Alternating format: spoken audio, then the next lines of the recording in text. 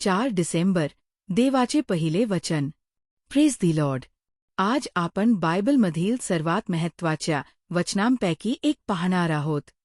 देवाने दिलेलं पहिलं वचन, पहिली भविष्यवाणी आणि तारणहार येईल याची पहिली घोषणा. हे वचन एदेन बागेत दिलं गेलं, जिथे माणूस पापात पडलाय, गोंध झाला आहे, अंधार पसरला आहे आणि त्या अंधारात देव बोलतो. ही पहिली आशेची किरण. मानव पापात पडल्यानंतर देव शांत बसला नाही. आदम आणि हव्वा चुकले, पण देव रागाने त्यांना सोडून गेला नाही. देवाने पहिलीच गोष्ट केली ती म्हणजे आशेचं वचन दिलं. वचन, उत्पत्ती 3:15. स्त्रीची संतती सर्पाचे मस्तक चिरडेल. या वचनाचा अर्थ, भविष्यकाळात एक तारणहार येणार. तो वाईटावर विजय मिळवणार. सैतानाचा पराभव होणार. मानव पुन्हा देवाशी जोडला जाणार. हे बायबलमधील पहिलं गॉस्पल आहे. पहिली सुवार्ता. देवाचं वचन म्हणजे आशा. हे वचन देवाने पापाच्या क्षणी दिलं.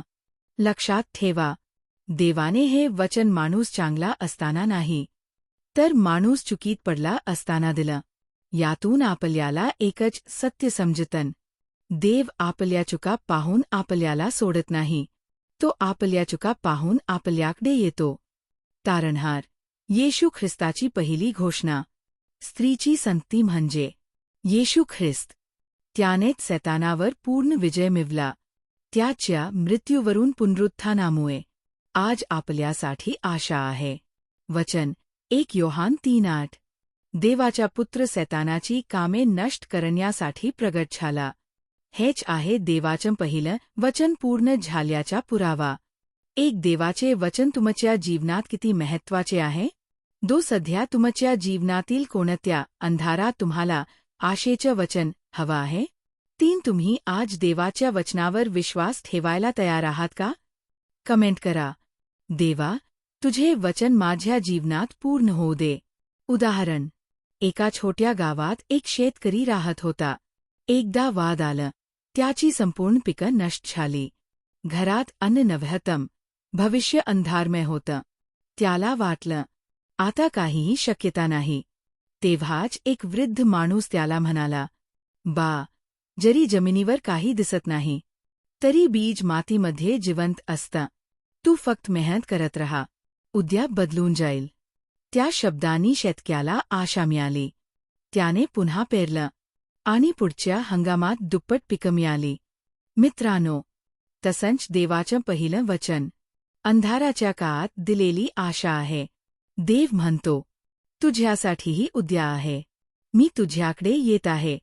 संदेश, माणूस पडतो, पण देव उठवतो. माणूस चुकतो, पण देव बोलावतो. माणूस हरवतो, पण देव शोधतो. माणूस अंधारात जातो, पण देव प्रकाश देतो. देवाने दिलेलं पहिलं वचन सांगतं, आशा कधीच संपत नाही. तारणहार येणारच आहे. तो तुमच्या जीवनातही येऊ शकतो. प्रार्थना. हे स्वर्गीय पिता, तुझं पहिलं वचन आम्हाला आज स्मरण होत आहे.